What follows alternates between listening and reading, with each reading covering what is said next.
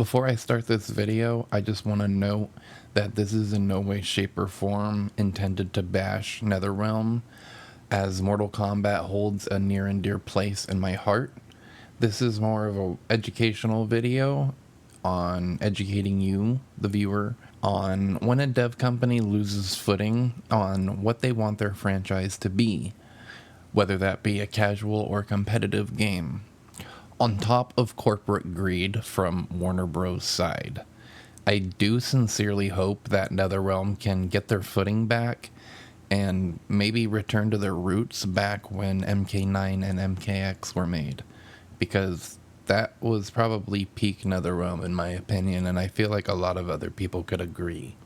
But in order to understand the fall of Netherrealm Studios, we must understand what made them rise. Flawless victory.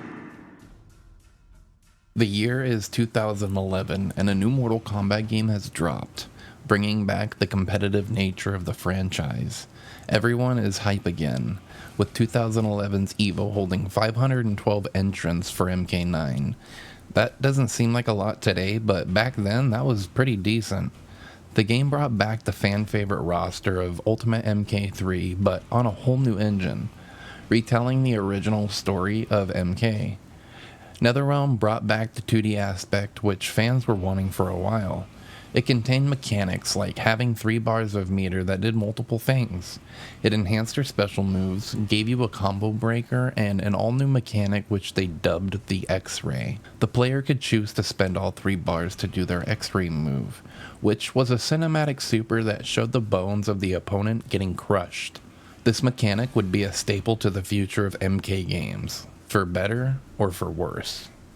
Netherrealm went on to release Freddy Krueger as their first guest character, and the rest of the DLC were returning classic characters such as Rain, Kenshi, and Scarlet.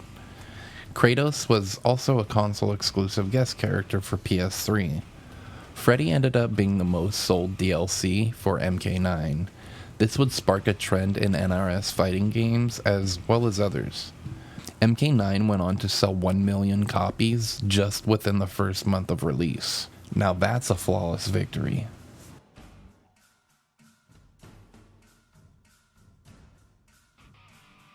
Enter 2013. Netherrealm has taken inspiration from their MK vs. DC game to create a whole new IP containing DC heroes and villains. Injustice, Gods Among Us. This, however, would create a divide between MK and Injustice fans. Since not everyone was a big fan of DC superheroes, people didn't vibe with it as much as MK. However, it spawned competitive players that would usually never play MK. The game balance of MK9 and Injustice were very lopsided. You had clear top tiers such as Freddy, Cabal, and Johnny in MK9, and Batgirl, Martian Manhunter, Zod, and a few others in Injustice.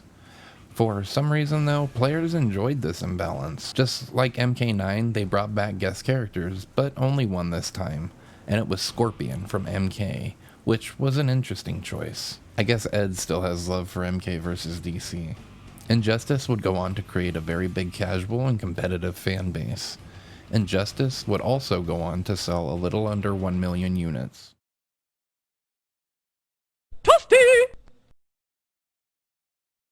June 2nd, 2015, NRS drops the MKX trailer, and everyone loses their collective shit.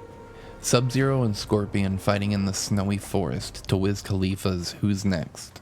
This trailer earned 24 million views. Around E3, the gameplay was revealed, and people were skeptical due to the graphics being poor. However, as the game got closer to launch, the team at NRS drastically polished it.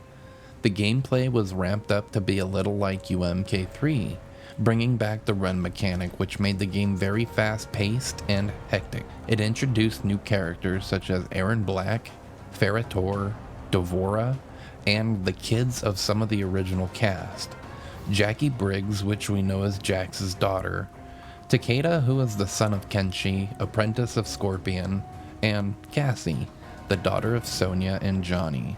This would get a mixed reception as fans would have preferred more classic characters to return, but I feel like they started to grow on the players. me included. I really dug Cassie's attitude and aesthetic she got from her dad. Cassie and Jackie would return for MK11, while Takeda wouldn't return until a further title. The guest characters this time around were even bigger than MK9's Freddy. They were Leatherface, Jason, Alien, and Predator. Ed Boon would foreshadow both Predator and Alien coming to MKX in tweets. The first one would be of Predator and Scorpion. The second is Ed Boon posting this picture of two aliens with the caption, "Ha ha ha. Also, gotta love the baby alien on the leash. Hashtag alien confirmed." MKX would go on to sell 12 million copies by the end of 2019.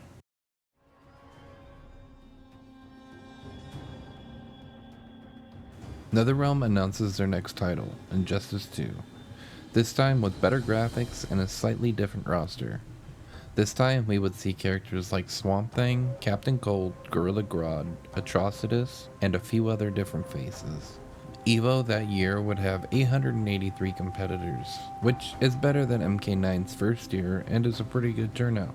However, the following year's EVO would drastically dip and only have 336 registered competitors. It's safe to say people weren't gelling with Injustice much. The game's DLC would release with the following. Fighter Pack 1 had Red Hood, Starfire, and it brought back another MK character, Sub-Zero. Fighter Pack 2 would release with Black Manta, Hellboy, and once again another MK character, this time Raiden. Does NRS want to bring back MK vs DC? Because it sure seems like it. And the final Fighter Pack 3 would launch with probably the biggest guest character in fighting game history, the Teenage Mutant Ninja Turtles, alongside DC characters Atom and Enchantress. Even if you weren't a fan of Injustice, you would recognize how big of a deal this was. And you're probably thinking, well, TMNT in a DC game? That makes no sense. Well, what if I told you the Turtles would team up with Batman in a few different comic issues, as well as an animated movie? Injustice 2 was a big success for NRS, just selling 2 million copies within the first 2 months of the game being out. However, this is where the series would come to an end, for now.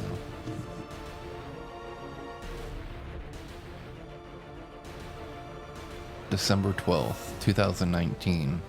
It's been 2 years since NRS's last game, and fans are eager. Then Ed Boon takes stage to present the best racing game, only for the audience to find out this is one of Boon's big elaborate trolls to reveal the next MK game. It's great to be back here at the Game Awards. It's my honor tonight to present the award for Best Sports or Racing Game. What? Let's check out the nominees. No! Why did you guys wait till you actually see something? Edward, shut up, my dick! Shut up, Simmons! Wait, Steve? There was a spear that came out of the thing. There was. Oh! It's just bad weather.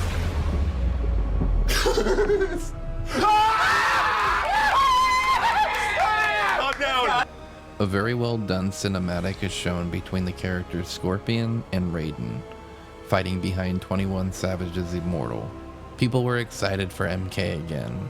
A month later, Netherrealm would hold 2 events for the game, one in LA and one in the UK, showing off the new gameplay, mechanics, and new graphics. The marketing for this game was beyond amazing, and NRS never fails to make their games look great. However, as time went on, people would realize how much of a mess this game really was, making incomplete characters with limited variations, and mechanics that would make people want to throw their consoles out of a 3-story building. I'm looking at you, Crushing Blow.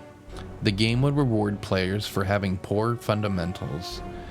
There were down 2 crushing blows which would occur if your throw whiffed, and your opponent would punish with an uppercut, netting them a full combo, and throw crushing blows. This would punish the defending player for guessing wrong on a throw. This was the start of the downfall of MK, and people weren't having it. True hardcore MK fans would stick it out, but I can't say the same for the rest of us. The game's DLC would launch with fan favorites returning like Sindel, Nightwolf, and Shang Tsung.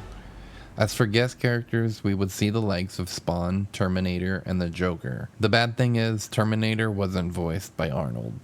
Later on, we would get an Aftermath expansion with 3 characters, which included Shiva, Fujin, and as a guest character, Robocop.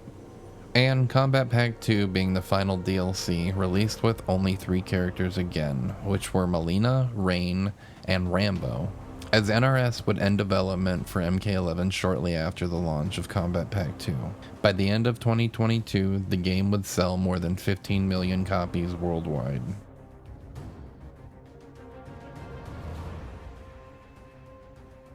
"2023 rolls around and NRS announces another MK game, as they have left Injustice behind.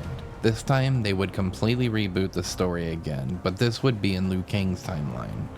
And yet again, they would retell the story of MK in a little but not much different way. People were getting tired of the multiverse stuff in video games and films, and this wasn't helping NRS's case with MK1. This iteration of Mortal Kombat would drastically change the formula by adding in cameos or assists. This was Netherrealm's way of bringing back older characters from the 3D era without having to make them playable. Well, some. One character from the 3D era that was playable was Natara. Right away, people didn't like this mechanic. You had to perfectly time calling in another character to either extend your pressure or combos, and that was just too much for a lot of the casual audience. So it's safe to say a lot of people checked out of this game pretty early. Hardcore MK and fighting game fans would of course continue to play. Warner Bros. Would make things much worse for the game, as they would add skins in that cost people upwards of $10, as well as seasonal fatalities. People did not like this. 2024's EVO wasn't looking too hot for MK1 either. It only had 645 registrants compared to MKX's 1K plus in 2015. And the highest registered game of 2024 was Street Fighter 6 with 5.2K. It's safe to say MK is starting to go downhill.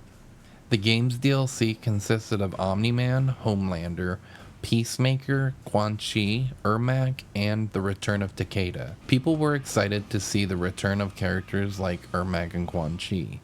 MK1's second DLC pack would consist of a story expansion and 6 characters: Sector, Cyrax, Noob Saibot, Ghostface, Conan, and the T-1000. And just recently, some rumors have been going around that NRS is done with MK1, as the Chaos Reigns expansion sold very poorly. And I wonder why. By August of 2024, NRS had only sold 4 million copies. So what happened to Mortal Kombat? Well, Netherrealm seems like they can't decide whether they want the MK franchise to be a competitive or casual one. They keep implementing mechanics that favor new players rather than sticking to the roots of what made Mortal Kombat good and fun. Again, this video is not to bash NRS, but to show you what happens when a company is indecisive with their property. What will the future hold for MK? Well, only time will tell. Thanks for watching.